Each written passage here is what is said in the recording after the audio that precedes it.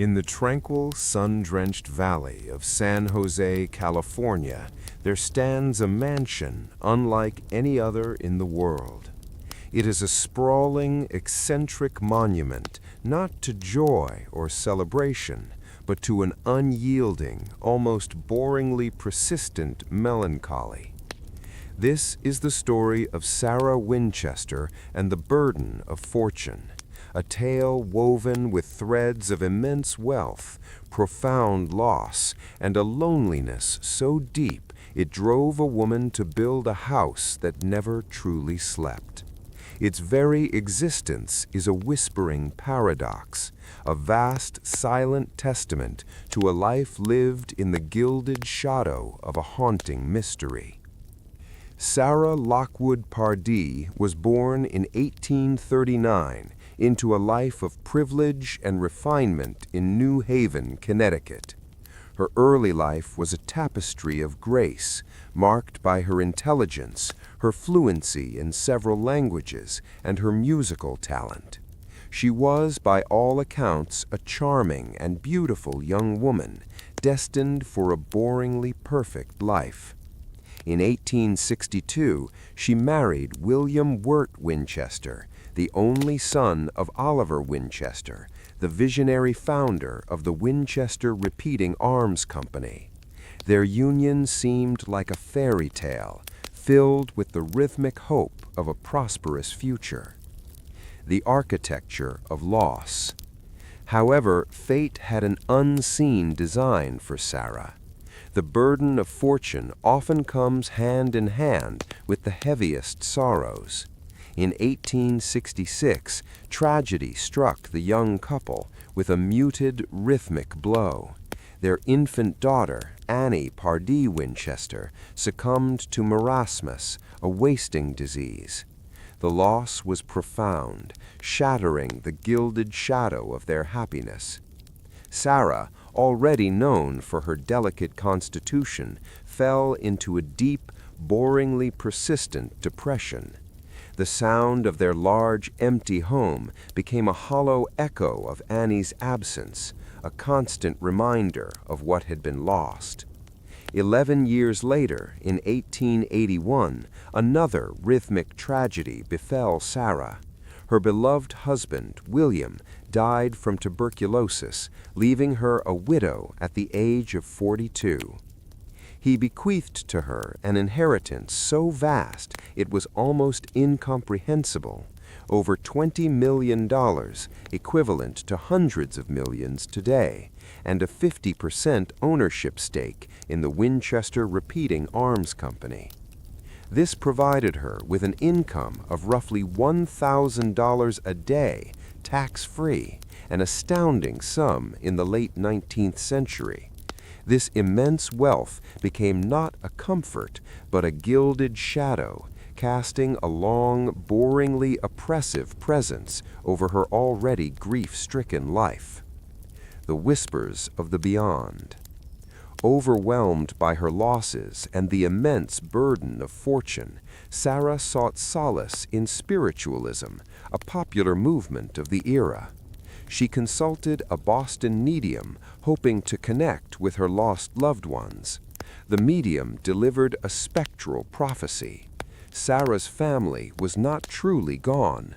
They, along with countless others, were victims of the Winchester rifle, the gun that won the West. The spirits of those killed by Winchester firearms, the medium claimed, were seeking revenge. To appease them and protect herself, Sarah was told she must move west and build a house that would never cease construction. The moment the building stopped, her own life would end. This strange directive gave Sarah a new, albeit boringly terrifying purpose. The gilded shadow of her past was now entwined with the spectral whispers of the future. The sound of this new path was not a voice, but a deep, rhythmic sense of impending doom that could only be outrun by endless creation. She sold her Connecticut home and in 1886 journeyed to the budding town of San Jose, California. The fertile Santa Clara Valley, with its serene climate, would become the unlikely setting for one of America's most enduring and boringly mysterious architectural puzzles. The loneliness of the legacy. The move to California and the new obsession with building did little to alleviate Sarah's profound loneliness. Despite her wealth, she remained a deeply private individual, often seen wandering her property veiled and in perpetual mourning attire. The burden of fortune had isolated her, creating an architecture of solitude around her life. The sound of her new life was the rhythmic click of her own footsteps echoing through empty halls, a prelude to the ceaseless hammering that would soon begin. Her arrival in San Jose, then a boringly quiet agricultural town, marked the beginning of an obsession that would span 38 years. She purchased a modest, unfinished farmhouse and immediately began its expansion. This was not a project of joy, but a rhythmic pursuit of survival. The gilded shadow of the Winchester legacy, the very instrument of her wealth, had become her spectral warden. As the first nails were hammered into the growing structure, Sarah Winchester embarked on an eternal construction, a boringly grand testament to a woman trying to outrun her past, one plank at a time.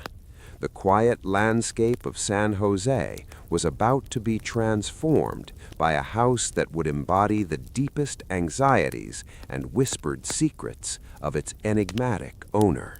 Once the first expansion of the farmhouse began in 1886, the silence of the Santa Clara Valley was replaced by a sound that would not cease for nearly 4 decades, the never-ending hammer. For Sarah Winchester, construction was not a means to an end, it was the end itself. She employed a dedicated crew of carpenters and craftsmen who worked in shifts, 24 hours a day, 7 days a week. The sound of their labor became a boringly constant heartbeat for the estate, a rhythmic tapping and sawing that echoed through the orchards, a steady pulse that Sarah believed kept her safe from the spectral shadows of her past. The architecture of obsession meant that Sarah never used an architect. Every morning she would meet with her foreman, often after a night spent in her private séance room, to provide new, hand-drawn sketches. These plans were frequently rhythmically chaotic, a new wing added here, a balcony torn down there, a room sealed off entirely for no apparent reason. To the workmen, the tasks were monotonous and strange, yet they were paid well to follow her every whim. The sound of the site was a symphony of the mundane, the rhythmic scrape of planes on wood, the steady clink of trowels on brick, and the boringly persistent thud of heavy timber being moved. The rhythmic growth of a giant. Under the influence of the never-ending hammer, the modest 8-room farmhouse transformed into a boringly sprawling labyrinth. Sarah's wealth allowed for the finest materials, redwood from the northern forests, shimmering stained glass from the studios of Tiffany, and ornate tiles from Europe. Yet these luxuries were arranged in an architecture of confusion. As the house grew to 4, 5, and eventually 7 stories tall, it became a living organism that constantly shed its old skin to grow new, weirder appendages. The sound of this growth was the rhythmic groan of a structure that was never allowed to settle or find peace. The construction was a temporal loop. A room finished on Tuesday might be demolished on Friday to make way for a chimney that led to nowhere. This rhythmic redundancy was the core of Sarah's existence. She found a strange, boring solace in the activity itself. As long as the never-ending hammer was striking, the spirits were confused and her life was preserved. The sound of the saws became a lullaby of safety for her, a protective barrier of noise against the spectral silence she so feared. Her life was measured not in years, but in the number of nails driven into the endless redwood walls. The 38-year vigil. For 38 years, the construction never faltered. Not even the great San Francisco earthquake of 1906, which caused significant damage to the upper floors, could silence the hammers for long. Sarah viewed the disaster as a rhythmic warning from the spirits and immediately ordered the damaged sections to be boarded up rather than repaired, simply building around them. This created an architecture of scars, where the broken and the new coexisted in a boringly eerie harmony. The workmen became part of the furniture, their presence a steady, rhythmic fact of her daily life. The never-ending hammer created a world where time stood still. Inside the mansion, the air was heavy with the muted smell of fresh sawdust and wood glue, a scent that remained for nearly half a century. Sarah lived in a state of rhythmic suspension, a woman trapped in a cycle of her own making. The sound of the construction was the only thing that kept the gilded shadow of her grief from swallowing her whole. As the decades passed, the house became a spectral fortress, a sprawling, boringly vast puzzle that only Sarah understood.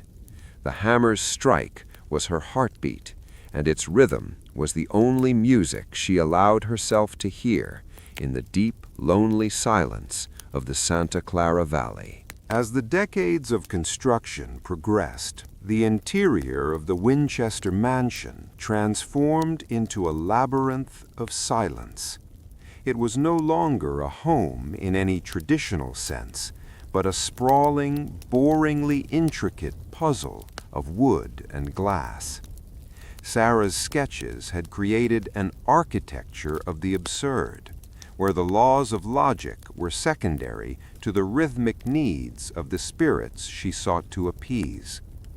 Walking through the house was an exercise in monotonous confusion, a journey through endless hallways that turned back on themselves, leading the traveler into a state of spectral disorientation.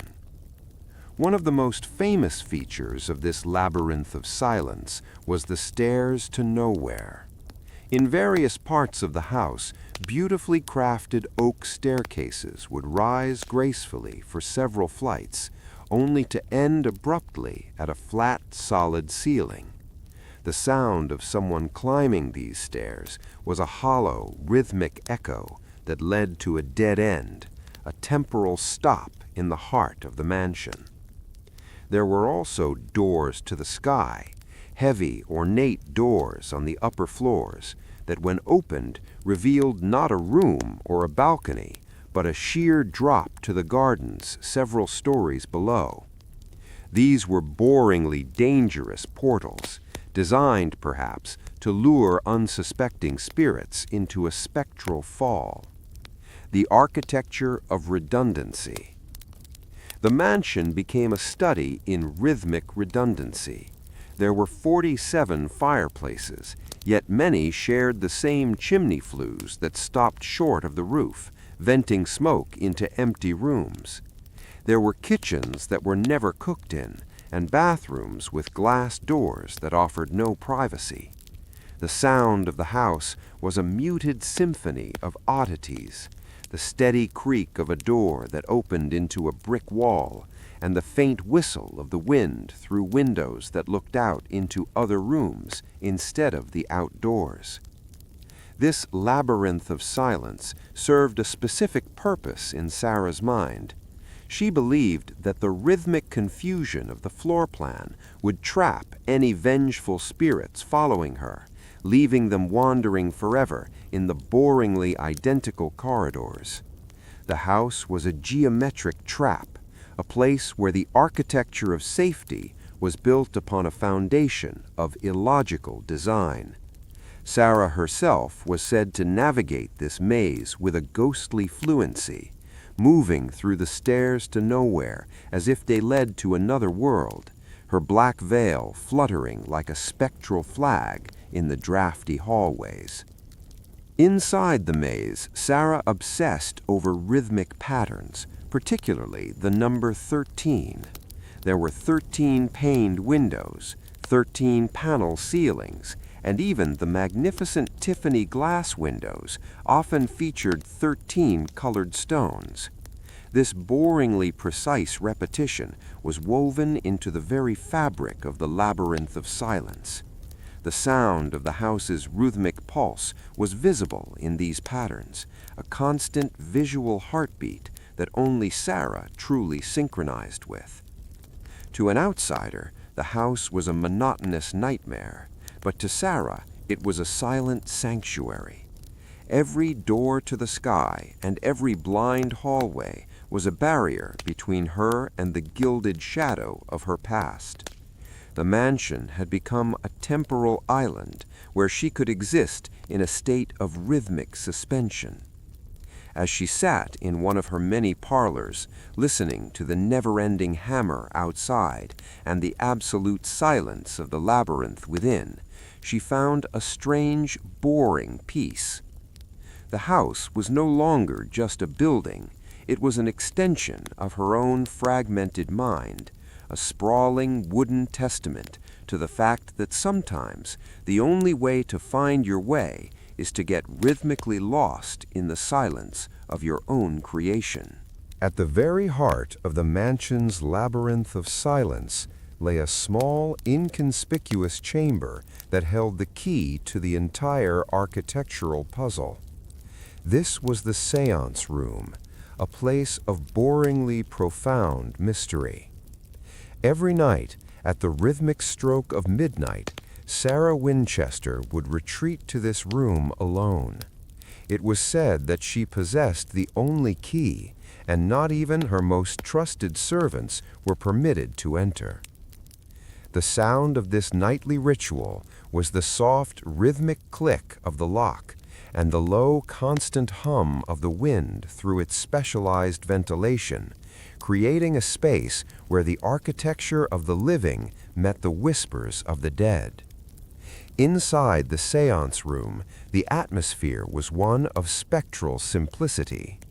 Unlike the rest of the ornate mansion, this room was boringly Spartan, containing only a cabinet, a table, and 13 hooks on the walls, where Sarah reportedly hung 13 different colored gowns for her nightly conversations with the spirits. This room was the control center of the architectural puzzle. Here, in the absolute stillness of the night, Sarah believed she received the rhythmic instructions for the next day's construction. The sound of her pencil scratching on paper was the only human noise in the vast sleeping house, a steady rhythmic scratching that dictated where the next stairway to nowhere would rise. The rituals of the Blue Room. The séance room, also known as the Blue Room, was designed with a rhythmic circularity. It had 3 exits, yet only one entrance, a spectral filter intended to confuse any spirits that might try to follow her back into the main house. Sarah would sit in the center of the room, surrounded by the gilded shadow of her family's past, and wait for the rhythmic signs. To her, these were not frightening encounters, but a boringly routine part of her duty. The spirits were her silent architects, and the mansion was the physical manifestation of their never-ending rhythmic demands. This nightly communion created a temporal bridge. While the rest of San Jose slept, Sarah was engaged in a spectral labor. The architectural puzzle grew not out of a desire for beauty, but out of a rhythmic necessity to keep the peace. The sound of the silence in the séance room was heavy and solid, a weight that Sarah carried with a boringly noble grace. She was the mediator between the burden of fortune and the hungry spirits of those the Winchester rifle had claimed. Each new room added to the mansion was a rhythmic offering, a stone and wood prayer for forgiveness and safety. The architectural puzzle as a shield. The seance room was the anchor of Sarah's rhythmic sanity. In a world that viewed her as a boringly eccentric widow, this room was where her life made sense. The architectural puzzle was her shield. She believed that by constantly changing the rhythmic layout of the house, she remained invisible to the vengeful ghosts. The house was a wooden cloak, and the seance room was where she adjusted its folds. The sound of her breathing in that small room was the only rhythmic proof of her existence in a house that had become a spectral machine. As the years blurred into decades, the seance room became the most rhythmically charged space in California. It was the silent heart of a body that never stopped growing. Every door to the sky and every blind window originated here, in the muted concentration of a woman who felt she was building a spectral piece for the entire world. The architectural puzzle was never meant to be solved. It was meant to be lived in, a boring and endless meditation on loss, guilt, and the rhythmic hope of reaching a state where the hammering could finally, one day, stop. On the night of September 5th, 1922, a profound and boringly sudden change occurred in the Santa Clara Valley. For the first time in 38 years, the sound of the never-ending hammer faltered and then stopped. Sarah Winchester, at the age of 83, passed away quietly in her sleep, leaving behind the gilded shadow of her earthly existence. The sound of her departure was not a cry, but an absolute rhythmic silence that flowed through the 160 rooms of her mansion like a rising tide. The workmen, upon hearing the news, simply set down their tools mid-strike, leaving nails half driven into the redwood, a final spectral snapshot of a labor that was never meant to finish. The legacy of a house that never slept began at that very moment of stillness. With Sarah's death, the rhythmic pulse of construction was replaced by the architecture of the aftermath. Her vast fortune had been largely consumed by the house, leaving behind a sprawling, boringly immense puzzle that no one knew how to solve. The sound of the mansion was now the steady, rhythmic creak of settling timber and the faint whistle of the wind through the labyrinth of empty hallways. It was a physical echo of Sarah's life, large, confusing, and deeply, rhythmically quiet. The architecture of the inexplicable. The mansion was soon opened to the public, becoming a spectral curiosity.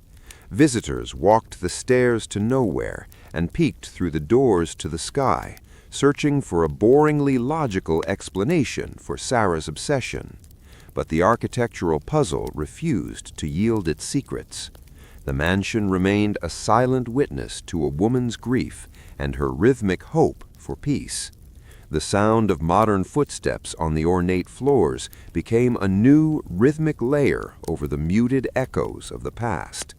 The house didn't feel haunted by ghosts of terror, but by a boringly heavy sense of loneliness and a spectral devotion to a task that had no end. The final silence settled into the wood and glass of the estate. The gardens, once Sarah's private rhythmic sanctuary, became a place where the whispering leaves of the fruit trees told stories of the woman in black. The legacy of a house that never slept is not one of fear, but of persistence. It is a boringly grand reminder that some wounds never heal, and some architectures of the mind are too vast to be contained by simple walls and roofs. The sound of the house today is the rhythmic breath of history, a slow, deep, and spectral inhalation of the mysteries it still guards. The rhythmic echo of Histovale. Today, the Winchester Mystery House stands as a temporal anchor in California. It is a boringly famous landmark where time seems to have been trapped in a rhythmic loop. The never-ending hammer is gone, but the final silence it left behind is just as powerful. Sarah Winchester is buried far away in Connecticut, back in the gilded shadow of her family, but her spirit remains woven into every blind window and false ceiling of the house she built. The sound of her story is a spectral lullaby for the modern world, a rhythmic reminder that in the quietest moments, the loudest hammers are the ones within our own hearts. As we close the doors on this whispered history, let the absolute silence of the mansion's halls guide you into your own labyrinth of sleep. The construction is over. The rhythmic rotation of the day has ended. The house is at rest, its architecture of mystery finally finding peace in the boringly deep shadows of the night. The hammer has fallen for the last time, and all that remains is the spectral echo of a life lived in a house that finally, quietly sleeps.